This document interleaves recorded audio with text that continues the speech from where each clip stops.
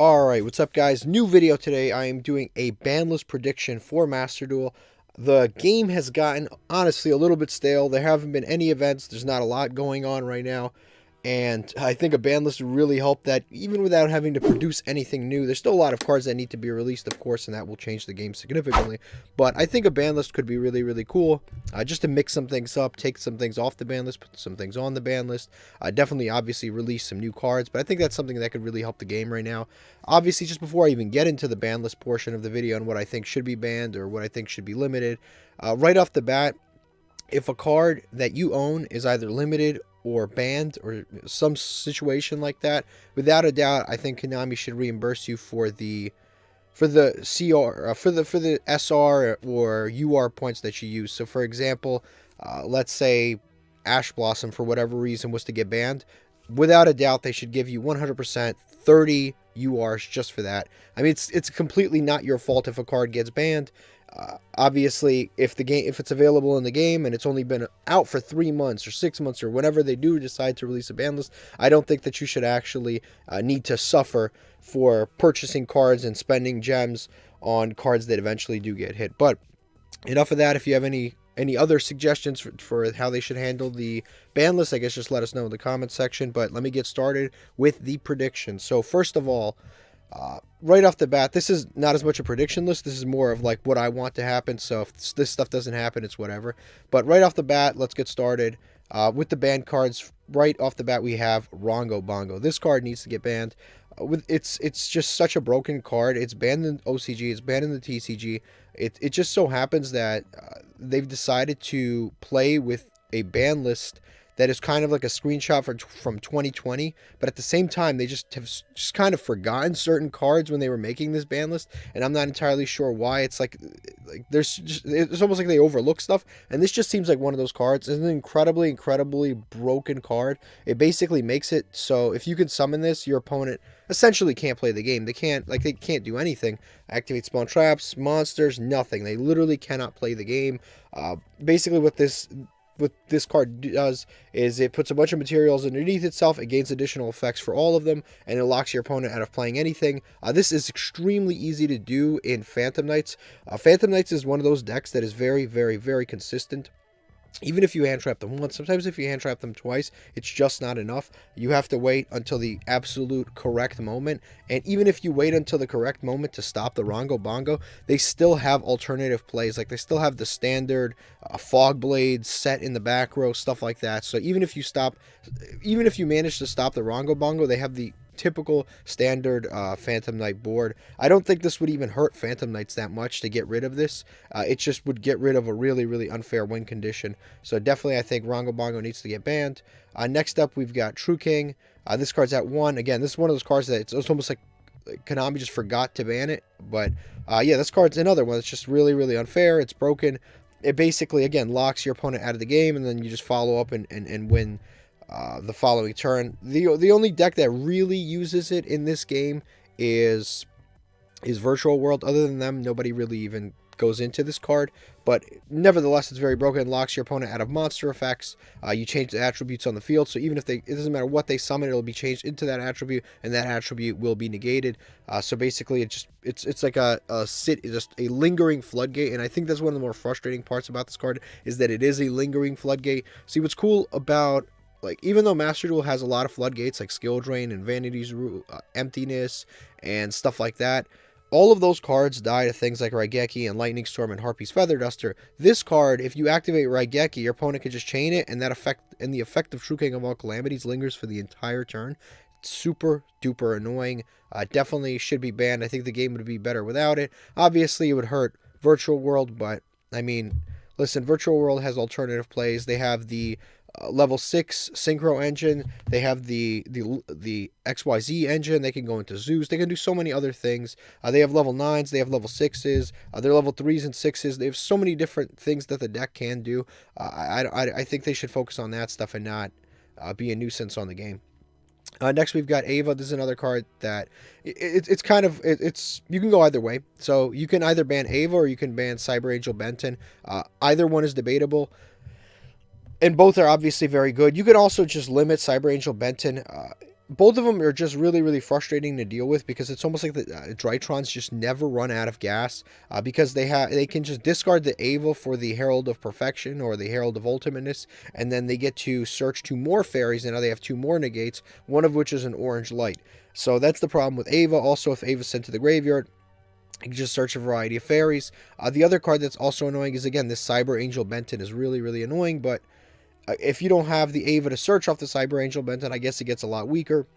It's actually kind of complicated how exactly you hit Drytron, because at the same time, Drytron is automatically just kind of hit by the fact that Maxi is in the game, but at the same time, they have the Herald of Orange Light, so if that's in their hand, they kind of just win anyway. But yeah, the deck is it can play through basically any hand trap. It can play through Nibiru. It can play through Maxi, just because, again, that Herald of Orange Light is just a really, really strong card because it can just negate at any given time.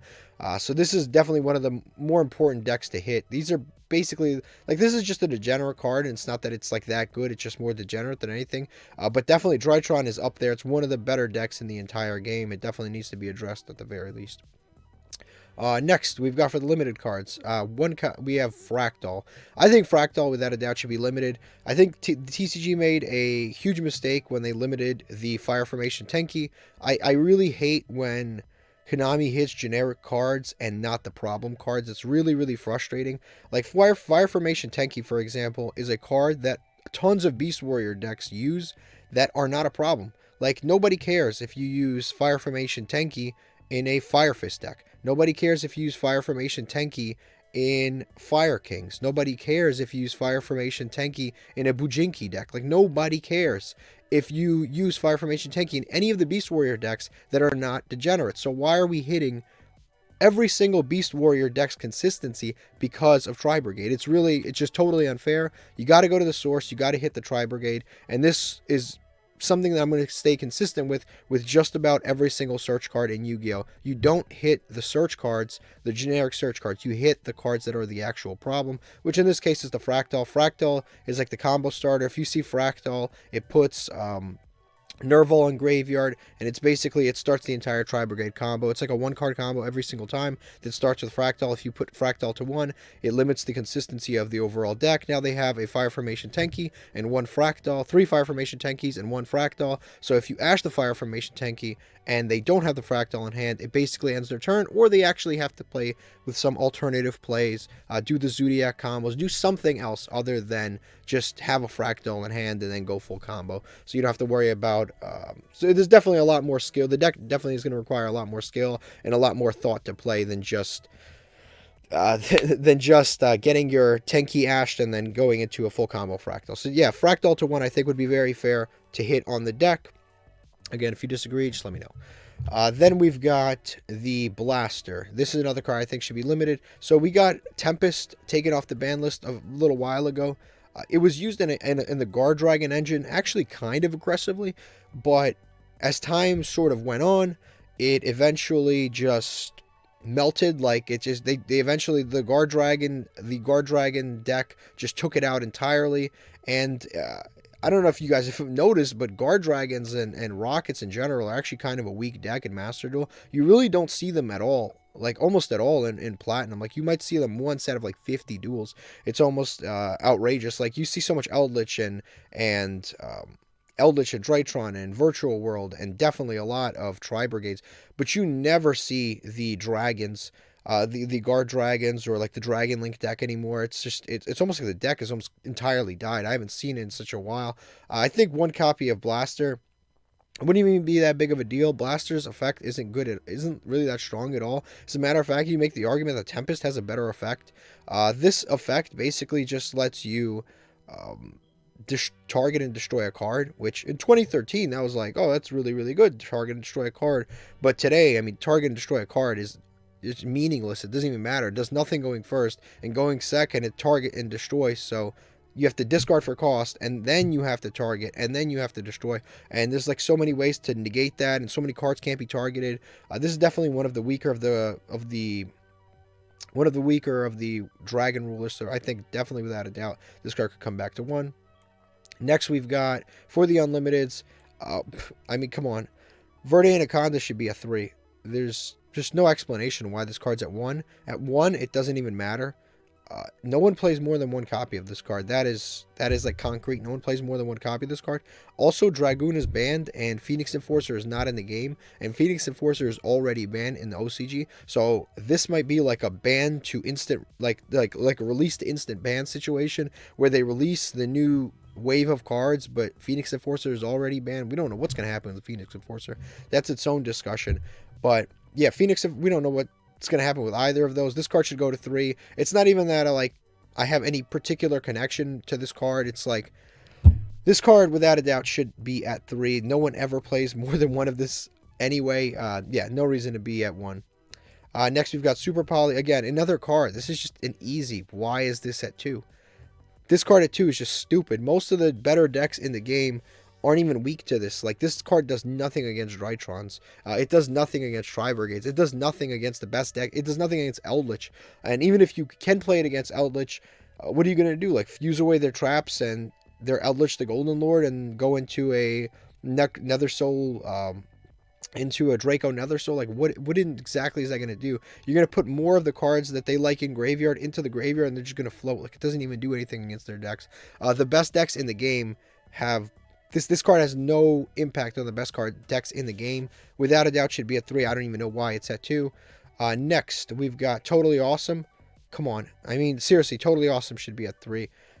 This deck, I haven't even seen I have not seen a single Totally Awesome summoned against me, and I've probably dueled 300-400 duels on Master. I haven't checked exactly. I've dueled so much on Master Duel, I have not seen a single Totally Awesome summoned against me. That's just, I mean, it's sad because the deck isn't even anywhere near meta. It's like maybe a tier 3 deck, and its boss monster is at 1 on the ban list. And the sad thing is the deck really does need multiple copies of Totally Awesome to be competitively viable, because if you activate Toad, tribute it for cost, and it gets called by the grave, that's your last Toad. It's gone forever, and that effect gets negated. And it also forces you to play the deck in a really, really awkward way, where when you activate Totally Awesome, you have to tribute itself so that you can put itself back in the extra deck every single time. So it doesn't give you any flexibility to actually tribute, like, for example, a Dupe Frog or a Swap Frog, or send a water monster from hand. It doesn't give you any flexibility in the way that you play. You have to every single time tribute your Totally Awesome to put your Totally Awesome back in the extra deck so you can summon the next turn. It just completely destroys the lines of play for this deck, and it's needless. Like, there's no reason for this card to be at 1. I don't know why it went to 1 in the first place in the OCG or the TCG, but in the TCG, they've returned this card to 3, and I think that without a doubt, this card should definitely go back to 3. Absolutely unexplainable as to why this card is at 1. Next, we've got Red Eyes Darkness Metal Dragon. This card has a new errata. It's not broken in any meaningful way whatsoever. It's on the semi-limited list. Take this off, put it to 3. It's not broken. Yeah, 100% should go to 3. Next, we've got the Cyframe Gear Gamma. This card's at 2. You play... It's so stupid and bricky. It's like you play 2 copies of this card, and then you play 1 copy of Driver. It's the weirdest, dumbest ratio. It's one of these cards like nobody plays because it's just like, why? You put it to 2, like you're just hurting the engine so badly. Yeah, there's no reason for this card to be a 2. Put it to 3. Let people actually craft it and play it and enjoy it. Definitely, especially in a one-of format. More hand traps are definitely useful in a 1F format, just because you don't want to lose to some BS. This card should go to 3. Next, we've got Metaverse. So there is actually something that's very positive about Master Duel that I actually like quite a bit, which is Mystic Mind is banned. Mystic Mind is not in the game. It is the reason that Metaverse actually got limited in the first place, because people would just play 3 copies of Lilith, the Lady of Lament, 3 copies of Metaverse, and they could just set the Metaverse every single time, guaranteed, and then they just essentially had easy access to Metaverse every single time. They had easy access to Mystic Mind every single time, because you would summon Lilith, the Lady of Lament, tribute itself, reveal 3 Metaverse to your opponent. Your opponent would pick one, which is obviously going to be Metaverse, set it in the back row, and then your opponent would summon any monster whatsoever. You flip the Metaverse and you lock them on their Mystic Mind. That happened every single time. It was extremely consistent. It's the reason that this card is limited to 1. But despite the Mystic Mind being banned in this game, which again, very happy about, this card is limited to 1. And as I've said for Fire Formation Tenki, the same thing I said about Fractal, you do not hit the searchers, you hit the cards that are actually the problem. And Metaverse was never ever a problem until Mystic Mind came out. This card should 100% go to 3. There are tons of field spell based decks that are not broken by any means, that definitely need some way to get to their field spell a little more efficiently than just having to draw them. There are a lot of decks that cannot draw their field spell efficiently, so definitely cannot draw or search their field spell, and it's no fault of their own. It just so happens that Konami printed their field spell, printed their cards to not be searchable. So definitely generically, I think this card should be at 3. Next we have ABC Buster Dragon, another card. This card should be at 3. It hinders the deck so much to have one copy of this card, just because you need it in the grind game. It tributes itself for cost, and sometimes it's tough to get it back from the graveyard back into your extra deck to use again. And the whole point, it's almost like the main win mechanic of the main win condition of the deck is dead once you use it a single time. It's completely counterproductive, because you use the ABC pieces to summon the ABC Buster Dragon. Then during your opponent's turn, you target, banish a card, and then tribute this, summon the 3 ABC pieces. And the whole point of you summoning the ABC pieces is so next turn you could do a few link plays, have them in graveyard, and then make another ABC Buster Dragon. And the problem is the grind game in this deck is just, it's dead. Like, it's really tough to play. Like, there are positive things about playing ABCs in Master Duel. Like, for example, you have Union Carrier available to you. But the problem is the grind game is just gone with only one ABC Buster Dragon, because once that thing goes in graveyard, it's tough to get it back, and you can't go into like an ABC Buster Dragon every single turn to sort of keep the game going. 100% should go to 3. Shouldn't have been put to 1 in the first place. But I mean, it's too late now. Let's get it off the ban list. Should not be here. Next, TG Hyper Librarian. Yeah, synchro decks are just in a state of chaos. They're a disaster. I mean, they really are. I mean, if you want, you can put this to 2 just to feel safe, but how rarely I play against like a pure synchro deck on Master Duel, it's laughable. I almost never play against a pure synchro deck in Master Duel. Seriously, it's just like never happens.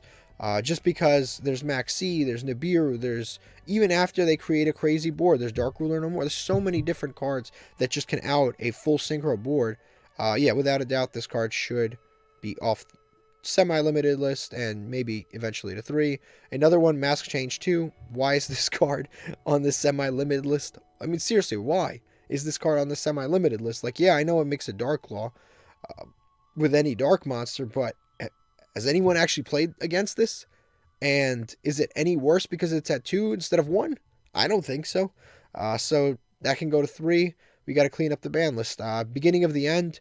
This went to 1 in the... this went to 2 in the OCG because Danger Dark World became like a meta deck.